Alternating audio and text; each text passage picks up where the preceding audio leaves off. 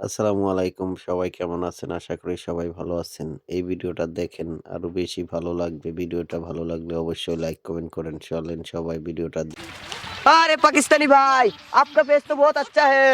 हाँ भाई, बहुत अच्छा पेज लेके आया हूँ। अल्हम्दुलिल्लाह, बहुत अच्छा सैंपल है, देख लो। আজকে বাংলাদেশে কয়েক জাতের পেঁয়াজ দাদা লাগে। দাদা এই যে পেঁয়াজ দাদা, ইন্ডিয়ানি পেঁয়াজ দাদা, একদম দাদা সেটা ভাঙ্গা পেঁয়াজ, দাম কমেছে দাদা।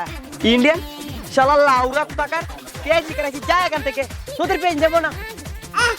পাকিস্তানি ভাই, আপনার পেঁয়াজের দাম কত করে বলেন? আরে বাংলাদেশি ভাই, 40 টাকা করে দিলে চলবে। 40 টাকা করে ভাই ভাই ভাই, যে আমাদেরকে 30 টাকা করে দিলেই হবে। এই যে বাংলাদেশি দাদা, আমার কাছ থেকে ইন্ডিয়া থেকে দাদা পেঁয়াজগুলো নেন দাদা। আরে বাংলাদেশি ভাই, পাকিস্তান থেকে নেন, 20 করে দিন। যত জাহাজ লাগে আমি পাঠিয়ে দিব। আমাদেরকে 10 করে দিন, আমাদের ইন্ডিয়া থেকে নেন। কয় টাকা লাগবে ওই টাকা আমরা দিব, আমাদের কাছ থেকে শুধু নেন। 10 টাকা। ইলেওরা বাংলাদেশ থেকে এসেছিস, আমাদের হাসিনাকে তোরা বের করে দিয়েছিস, তোদের কাছে পেঁয়াজ বিক্রি করবো না, যা এখান থেকে। লাউরা টাকার তোদের কাছ থেকে পেঁয়াজ নেবো না।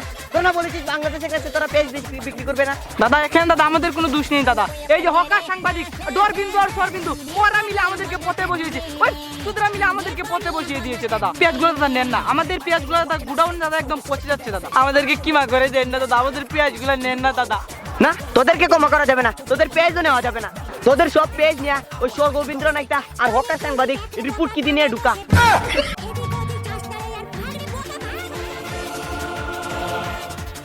পাকিস্তানি ভাই, বাংলাদেশে জাহাজ পাঠিয়ে দিন, এই নিন আপনার পেঁয়াজ। ওকে ওকে ওকে, আলহামদুলিল্লাহ।